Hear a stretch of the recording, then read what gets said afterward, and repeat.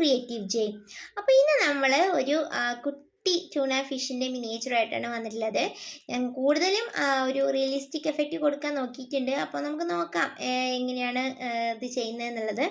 അപ്പോൾ നമുക്ക് സമയം കളയാതെ വീഡിയോയിലേക്ക് പോവാം. Let's go to the video. അപ്പോൾ നമുക്ക് ഉണ്ടാക്കാൻ തുടങ്ങാം. ഇന്നത്തെ ഇതൊരു കുഞ്ഞ് ക്രിയേഷൻ അല്ലേ, അപ്പോൾ അതുകൊണ്ട് കോൾ പോർസിലിൻ ക്ലേ കൊണ്ട് തന്നെയാണ് നമ്മൾ ഇന്ന് ഉണ്ടാക്കാൻ പോകുന്നത് കേട്ടോ. മിക്കവാറും എല്ലാ മിനിയേച്ചേഴ്സിനും ഞാൻ കോൾ പോർസിലിൻ ക്ലേ തന്നെയാണ് യൂസ് ചെയ്യുക. കാരണം പേപ്പർ ക്ലേ ആണ് പിന്നെ എൻ്റെ കയ്യിലുള്ളത്. ഞാൻ കാശ് കൊടുത്ത ക്ലേ വാങ്ങിക്കുന്ന കാര്യം വളരെ പരിതാപകരമാണ്.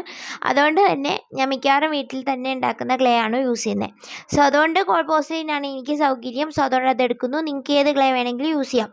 ഇനി അതിന് വേണ്ടിയിട്ട് നമ്മളിവിടെ കോൾ പോർസിലിൻ ക്ലേയിൽ കളറൊന്നും തന്നെ മിക്സ് ചെയ്തിട്ടില്ല. കോൾ പോർസിലിനാണ് നിങ്ങൾ യൂസ് ചെയ്യുന്നതെങ്കിൽ അതിൽ ഞാൻ കളറൊന്നും മിക്സ് ചെയ്യാതെയാണ് ചെയ്തിട്ടുള്ളത്. അപ്പോൾ നമുക്കൊരു ട്രാൻസ്ലൂസൻ്റ് എഫക്റ്റ് കിട്ടും ഉണങ്ങുമ്പോൾ. അത് പല വീഡിയോയിലും പറഞ്ഞിട്ടുണ്ട്, പക്ഷേ ആരും വീഡിയോ കാണാത്തത് കൊണ്ടും എനിക്കെല്ലാ വീഡിയോയിലും ഇത് പറയേണ്ടി വരുന്നു.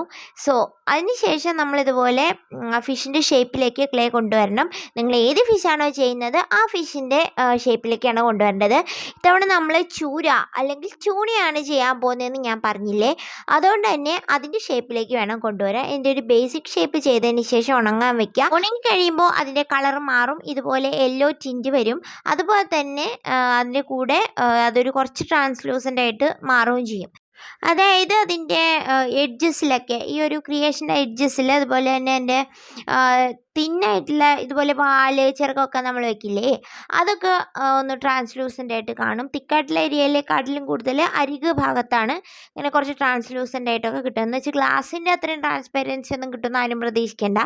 അതിന് ശേഷം നമ്മളിതുപോലെ ആ ഒരു ബേസ് സ്ട്രക്ചർ, ആ ഒരു ഫിഷിൻ്റെ ഒരു ബോഡി സ്ട്രക്ചർ കംപ്ലീറ്റ് ചെയ്തതിന് ശേഷം വാലും അതുപോലെ കണ്ണും പിന്നെ ചിറകുകളും ഒക്കെ നമ്മൾ വെച്ച് കൊടുക്കുന്നുണ്ട്.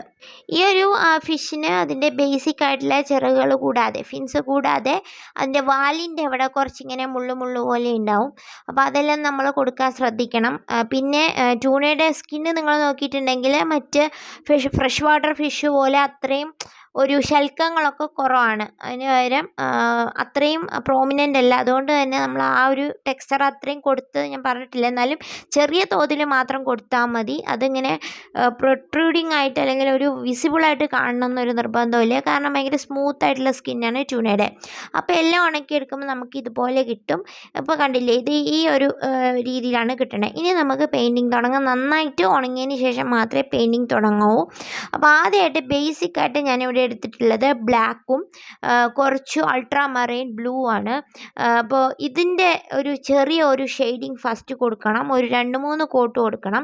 വളരെ ഡൈല്യൂട്ടായിട്ട് വാട്ടറിൽ മിക്സ് ചെയ്തിട്ട് വളരെ ഡൈല്യൂട്ടായിട്ട് മാത്രമാണ് പെയിൻറ്റിങ് തുടങ്ങുക. പിന്നെ നമുക്ക് കുറച്ച് വൈറ്റും കൂടെ ഉപയോഗിച്ചിട്ട് അതിൻ്റെ ലൈറ്റ് ഷെയ്ഡും കൂടെ കൊടുത്തിട്ട് പെയിൻറ്റ് ചെയ്യാവുന്നതാണ്. ഞാനിവിടെ ഒരു റെഫറൻസ് പിക്ചർ വെച്ചിട്ടാണ് ചെയ്യുന്നത്. ഏറ്റവും നല്ലത് ഒരു റിയലിസ്റ്റിക് എഫക്റ്റ് കൊടുക്കണമെങ്കിൽ ശരിക്കും ട്യൂണ ഫിഷ് ഉണ്ടെങ്കിൽ അതിനെ നോക്കി ചെയ്യുന്നതാണ്. പക്ഷേ നമുക്കിപ്പം എൻ്റെ വീട്ടിൽ അതുണ്ടായിരുന്നില്ല. സോ അതുകൊണ്ട് തന്നെ നമ്മൾ ഒരു പിക്ചർ വെച്ചിട്ടാണ് ചെയ്യുന്നത്. എപ്പോഴും പിക്ചറിൽ ഭയങ്കരമായിട്ട് ഇങ്ങനെ ഗ്ലെയർ അടിക്കുകയും പിന്നെ അതുകൊണ്ട് അങ്ങനത്തെ ഉള്ള കാര്യങ്ങളെല്ലാം കാണും. സോ അതുകൊണ്ട് തന്നെ റിയലിസ്റ്റിക് എഫക്റ്റ് കൊടുക്കാൻ ഭയങ്കര ബുദ്ധിമുട്ടാണ്. ലൈവായിട്ട് ചെയ്യാനാണ് എപ്പോഴും നല്ലത്. പക്ഷേ നമ്മുടെ അതിൽ ട്യൂണ ഫിഷിനെ എപ്പോഴും കണ്ടുകൊണ്ടിരിക്കാൻ പറ്റില്ലല്ലോ നേരിട്ട്. അപ്പോൾ അതുകൊണ്ട് പിക്ചർ വെച്ചിട്ടാണ് ചെയ്തിട്ടുള്ളത്. അതിന് റെഫറൻസ് വെക്കണം. എപ്പോഴും റിയലിസ്റ്റിക് ആയിട്ടൊരു കാര്യം ചെയ്യണമെങ്കിൽ റെഫറൻസ് വെച്ച് ചെയ്യുന്നതാണ് നല്ലത്. നമ്മൾ അത്രയ്ക്ക് വലിയ എക്സ്പേർട്സ് ഒന്നും അല്ലല്ലോ, അതുകൊണ്ട്.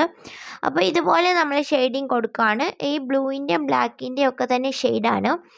ഏറ്റവും കൂടുതൽ പ്രശ്നം എന്താ വെച്ചാൽ ഇത് ചെയ്യുന്ന സമയത്ത് ശ്രദ്ധിക്കേണ്ടത് ബ്ലൂവിൻ്റെ ഷെയ്ഡ് ഒരുപാട് കൂടിപ്പോയരുത്. എനിക്ക് അങ്ങനെ അബദ്ധം പറ്റിയിട്ടുണ്ട്. നിങ്ങൾക്ക് അതിൻ്റെ എല്ലാ പ്രോസസ്സും ഞാൻ ഇവിടെ കാണിച്ചിട്ടുണ്ട്. ഇതിൽ കള്ളത്തരമൊന്നുമില്ല. ഇതിലിപ്പോൾ ഞാൻ ബ്ലൂ ആണ് കൂടുതൽ കൊടുത്തുകൊണ്ടിരുന്നത്. അപ്പോൾ നോക്കുമ്പം നല്ല നീല മീനായിട്ട് വരും നമ്മുടെ ട്യൂണ. അപ്പോൾ ശരിക്കും പറഞ്ഞാൽ ട്യൂണയ്ക്ക് ഒരു ബ്ലൂ ഷെയ്ഡ് ഉണ്ടെങ്കിലും ഒരുപാട് പ്രോമിനൻ്റ് ആയിട്ട് ബ്ലൂ നമുക്ക് കാണാൻ പറ്റില്ല. അതിൻ്റെ ഒരു റിഫ്ലക്റ്റീവായിട്ട് അതിങ്ങനെ റിഫ്ലക്റ്റ് ചെയ്യും. എൻ്റെ സ്കിന്ന് റിഫ്ലക്റ്റ് ചെയ്യുന്ന സമയത്ത് ലൈറ്റ് അടിക്കുമ്പോൾ നമുക്കൊരു ബ്ലൂ ഷെയ്ഡ് കാണാൻ പറ്റും. ബ്ലൂ ഉണ്ട് എൻ്റെ സ്കിന്നിൽ, പക്ഷെ എന്നാലും നമുക്ക് ആ പ്രോമിനൻ്റ് ആയിട്ട് കുറച്ചും കൂടെ ബ്ലാക്കും ഗ്രേയും ഒക്കെയാണ് കാണുക. പിന്നെ കുറച്ച് യെല്ലോ ഷെയ്ഡും കൂടെ ഉണ്ട്. അപ്പോൾ ഞാൻ കൊടുത്തു വന്നപ്പോൾ ഫുള്ള് ബ്ലൂ ആയിരുന്നു, ഇതുപോലെ ബ്ലൂ ആയിപ്പോയി. പിന്നെ ഞാൻ വീണ്ടും അതിൽ കുറച്ചും കൂടെ ബ്ലാക്ക് ആഡ് ചെയ്താണ് ആ ഒരു ഷെയ്ഡ് കുറച്ചത്. അപ്പോൾ അത് പ്രത്യേകം ശ്രദ്ധിക്കണം. ആദ്യം തന്നെ ബ്ലാക്കിൻ്റെ തന്നെ ചെയ്തിട്ട് പിന്നെ ബ്ലൂ ചെയ്താൽ മതിയായിരുന്നു കേട്ടോ. നിങ്ങൾക്ക് ചെയ്യാൻ ആഗ്രഹം ഉണ്ടെങ്കിലത്തെ കാര്യമാണ് പറയണത്. അപ്പോൾ ബ്ലൂ ഷെയ്ഡ് പ്രോമിനൻ്റ് ആയിട്ട് നിന്ന് കഴിഞ്ഞാൽ പിന്നെ അത് ഇങ്ങനെ താഴെ ഇങ്ങനെ കിടക്കും. അപ്പോൾ അത് മാറ്റാൻ ഭയങ്കര ബുദ്ധിമുട്ടാണ്. പിന്നെയും ഞാൻ ബ്ലൂവും വൈറ്റും കൂടെ എടുത്തിട്ട് ഒന്ന് അതിനെ തന്നെ ലൈറ്റാക്കി വന്നതിന് ശേഷമാണ് ബ്ലാക്ക് കൊടുക്കുന്നത്. അപ്പോൾ ഞാനിതിങ്ങനെ കാണിച്ചു എന്നേ ഉള്ളൂ നിങ്ങൾക്ക് മനസ്സിലാവാൻ വേണ്ടിയിട്ട്. വൈറ്റും കൂടെ മിക്സ് ചെയ്തിട്ട് എവിടേക്കാണോ ആ ഒരു ഫിഷിൻ്റെ, ഇപ്പോൾ പിക്ചറിൻ്റെ കാര്യമാണ് പറഞ്ഞത്, പിക്ചറിൽ എവിടേക്കാണോ ഞാൻ ആ ഒരു ലൈറ്റ് ഷെയ്ഡ് കാണുന്നത് അവിടെയാണ് കൊടുത്തിട്ടുള്ളത്. പൊതുവേ ഫിഷിൻ്റെ താഴ്ഭാഗത്താണ് ലൈറ്റ് ഷെയ്ഡ് ഉണ്ടാവുക, മുകളിൽ ഡാർക്ക് ഷെയ്ഡായിരിക്കും ഉണ്ടാവുക. അത് നോക്കുക. അതുപോലെ തന്നെ അതിൻ്റെ ഫിന്നിലും അതുപോലെ വാലിലും ഒക്കെ ഇതുപോലെ നമ്മൾ കൊടുത്തുകൊണ്ടേ ഇരിക്കണം. അതുപോലെ അതിൻ്റെ ചികിളപ്പൂക്കൾ വരുന്ന ഭാഗത്തൊക്കെ നമ്മൾ കൂടുതൽ ലൈറ്റും ഗ്രേ ഷെയ്ഡും അതുപോലെ കുറച്ച് ട്രാൻസ്പെറൻസി വരുന്ന പോലെ പെയിൻറ്റ് ചെയ്യാൻ ശ്രദ്ധിക്കുക. പിന്നെ അതിൻ്റെ ആ ഒരു തിളക്കം വരുന്ന നടുക്ക് ഭാഗത്ത് നല്ല രീതിക്ക് ഒരു ഷൈനിങ് കൊടുക്കണം. ഇപ്പോൾ കണ്ടില്ലേ, ഞാൻ ബ്ലാക്ക് വെച്ചിട്ട് വീണ്ടും ആ ഒരു ബ്ലൂ ഷെയ്ഡ് കുറച്ചും കൂടി ഇങ്ങനെ ഡിമിനിഷാക്കി കൊണ്ടുവരുന്നുണ്ട്. കാരണം എനിക്ക് ആ ഒരു ബ്ലൂ ഒത്തിരി കൂടിപ്പോയ പോലെ തോന്നിയോണ്ടാണ് ഇങ്ങനെ ചെയ്യുന്നത്. ഇതിനകത്ത് അക്ലിക് പെയിൻറ്റിങ് ആണ് നമ്മൾ ചെയ്യുന്നത് കേട്ടോ. അക്ലിക് പെയിൻറ്റ് മാത്രമേ യൂസ് ചെയ്തിട്ടുള്ളൂ. പേൾ മെറ്റാലിക്കും കൂടി ഇതിൻ്റെ അകത്ത് ലാസ്റ്റ് നമ്മൾ ഹൈലൈറ്റ് ചെയ്യാൻ ചെയ്യുന്നുണ്ടെന്ന് മാത്രം. ഇനി എവിടെയെങ്കിലുമൊക്കെ നമുക്കതിൻ്റെ ഒരു ഷെയ്ഡിങ് വേണ്ടിടത്തെല്ലാം നമ്മളിങ്ങനെ കൊടുത്തുകൊണ്ടേ ഇരിക്കണം. എവിടെയൊക്കെ ഡാർക്കായിട്ടുള്ള ഡോട്ട്സ് വരുന്നുണ്ട്, സ്പോട്ട്സ് വരുന്നുണ്ട്, അതെല്ലാം കൊടുക്കുക. ഇനി കുറച്ച് ഗ്ലാസ് പെയിൻറ്റിങ്ങും കൂടെ എടുത്തിട്ടുണ്ട് ഞാൻ, കുറച്ച് ഗ്ലാസ് പെയിൻറ്റ്. കാരണം ഇതിൻ്റെ ഫിന്നിലൊക്കെ കുറച്ച് യെല്ലോ ഷെയ്ഡ് ഉണ്ട്, യെല്ലോ ഫിൻ ട്യൂണ, അതിൻ്റെ ഒരു പിക്ചർ പിന്നെയാണ് ഞാൻ കണ്ടത്. അപ്പോൾ അതിൽ കുറച്ച് യെല്ലോ ഷെയ്ഡ് ഉണ്ടായിരുന്നു, അതെനിക്ക് കുറച്ചും കൂടെ ഭംഗിയായിട്ട് തോന്നി. സോ അതുകൊണ്ട് ഞാൻ അവിടെയൊക്കെ കുറച്ച് യെല്ലോ ഷെയ്ഡും കൂടെ കൊടുക്കുന്നുണ്ട്. അപ്പോൾ പിന്നെ അതുമല്ല, ഈ ഒരു ഗ്ലാസ് പെയിൻറ്റിൻ്റെ പുറത്ത് കൊടുക്കുമ്പോൾ കുറച്ചും കൂടെ ഒരു റിയലിസ്റ്റിക് എഫക്റ്റ് കിട്ടും. പിന്നെ കണ്ണിൻ്റെ അവിടെയൊക്കെ തെളിച്ച് കൊടുക്കുക. വായിൻ്റെ അവിടെ നമ്മളിങ്ങനെ കട്ട് കൊടുത്തിട്ടുണ്ടല്ലോ, അവിടെ നമ്മൾ കുറച്ച് ബ്ലാക്ക് വെച്ചിട്ട് തന്നെ അത് പെയിൻറ്റ് ചെയ്ത് ഫിനിഷ് ചെയ്യണം കേട്ടോ. പിന്നെ ഇതുപോലെ എവിടെയെങ്കിലുമൊക്കെ ഇങ്ങനെ സ്പോട്ട്സും കാര്യങ്ങളെല്ലാം കാണാം. അവിടെ ഇവിടെ ഓരോരുത്തർ ഡാർക്ക് സ്പോട്ട്സ് അതുപോലെ ഗ്രേ സ്പോട്ട്സൊക്കെ കാണും. അതെല്ലാം നമ്മളിങ്ങനെ പറ്റുന്ന അത്രയും കൊടുക്കുക. അതിന് ശേഷം നമ്മളിതുപോലെ പേൾ മെറ്റാലിക് വൈറ്റാണ് എടുത്തിട്ടുള്ളത്. അത് വെച്ചിട്ട് അതിൻ്റെ സ്കിന്ന് ഫുള്ളായിട്ട് അവിടെ ഇവിടെ ആയിട്ട് ഇതുപോലെ കൊടുക്കുമ്പോൾ നമുക്ക് കുറച്ചും കൂടെ ഒരു റിയലിസ്റ്റിക് ആയിട്ട് തോന്നും. എങ്ങനെയാണ് ഇത് ഫിനിഷ് ചെയ്യേണ്ടത്? ഇത് കാണുമ്പോൾ നിങ്ങൾക്ക് വിചാരിക്കുമോ ഇത്രയും ചെറുതായിട്ട് ഉണ്ടാക്കിയിട്ട് ഇതിനെ കൊണ്ട് എന്ത് ചെയ്യാനാന്ന്. നിങ്ങൾക്ക് അത്രയ്ക്ക് ഇഷ്ടമുണ്ടെന്നുണ്ടെങ്കിൽ നിങ്ങൾക്ക് ഇതിനെ ഒരു കീ ചെയിനായിട്ടൊക്കെ ഉപയോഗിക്കാം, അല്ലെങ്കിൽ എന്തെങ്കിലും ഫ്രിഡ്ജ് മാഗ്നറ്റൊക്കെ ആയിട്ട് ഉപയോഗിക്കാം. എനിക്കൊരു കുറച്ചും കൂടെ വലിയൊരു പ്രൊജക്റ്റ് മനസ്സിലുണ്ട്. സോ അതിൻ്റെ ഒരു പടിപടിയായിട്ടുള്ള പ്രോസസ്സായിട്ടാണ് ഫിഷിനെയും പല മിനിയേച്ചേഴ്സും ഞാൻ ചെയ്യാൻ ആഗ്രഹിക്കുന്നത്. സോ അത് ഞാനിപ്പോൾ പറയില്ല, പിന്നെ പറയാം.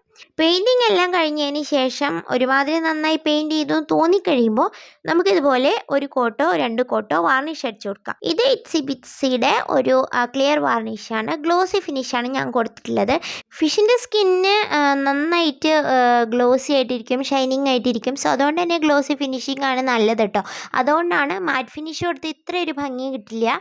പിന്നെ നിങ്ങൾക്ക് വേണമെങ്കിൽ വേറെ ഏതെങ്കിലും ക്ലിയർ വാർണിഷ്, ഇപ്പോൾ വാട്ടർ ബേസ്ഡ് അല്ലാത്ത വേണമെങ്കിൽ യൂസ് ചെയ്യാം.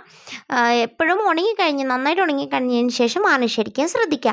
പിന്നെ എനിക്ക് പറ്റുന്ന പോലെയൊക്കെ ഞാൻ റിയലിസ്റ്റിക് ആക്കാൻ നോക്കിയിട്ടുണ്ട്. അപ്പോൾ നിങ്ങൾക്ക് ഈ ഒരു വീഡിയോ ഇഷ്ടപ്പെട്ടിട്ടുണ്ടെങ്കിൽ എൻ്റെ ഈ ഒരു കുഞ്ഞു ചാനൽ സപ്പോർട്ട് ചെയ്യുക. പിന്നെ നമ്മൾ ഈ ഫിഷിൻ്റെ 2 സൈഡിലും ഒരേപോലെ പെയിൻറ്റ് ചെയ്യണം. ഞാൻ ഒരു സൈഡ് മാത്രം പെയിൻറ്റ് ചെയ്യണേ കാണിച്ചിട്ടുള്ളൂ, 2 സൈഡും ചെയ്യണതാണ് ഇതിൻ്റെ ഒരു ഭംഗി. അതുപോലെ നിങ്ങളുടെ വിലപ്പെട്ട അഭിപ്രായങ്ങളൊക്കെ കമൻറ്റിൽ പറയുക. അപ്പോൾ നമുക്ക് പുതിയൊരു വീഡിയോ ആയിട്ട് വീണ്ടും കാണാം.